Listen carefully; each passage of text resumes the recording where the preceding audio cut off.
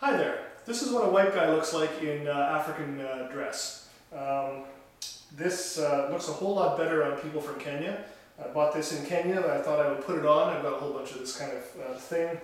But you can see it's quite lively, to say the least. And what I wanted to do is give you an idea of some more of what we were just talking about, which is African tourist art, essentially.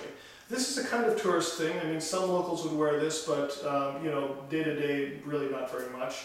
What we have here is a painting which I got in Cape Town in a market.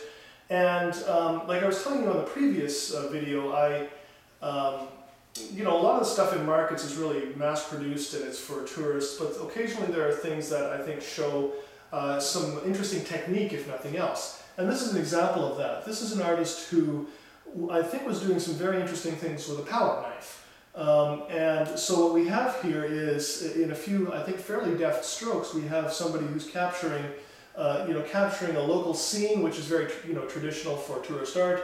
But you get a sense of the connection between these, the mother and child here. That's, there's some personality to this, I think, and that's done through, the suggestion of lighting and the suggestion of, the look on her face and her posture and things of that nature.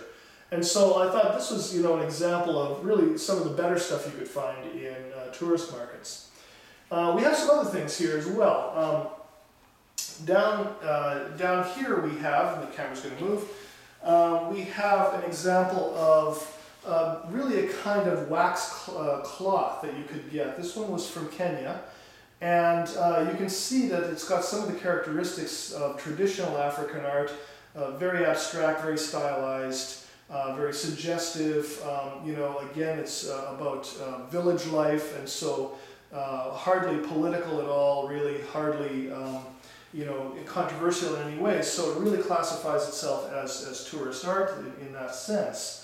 Having said that, it's done pretty well, and it's done with, a real eye to detail and a sense of, the suggestion of what small lines can do. And so, I think what we have here is something more, kind of at the top end of the tourist art, but still tourist art. It's not taking on issues. It's not, really reflecting something for Africans by Africans. It's really for by Africans for someone else.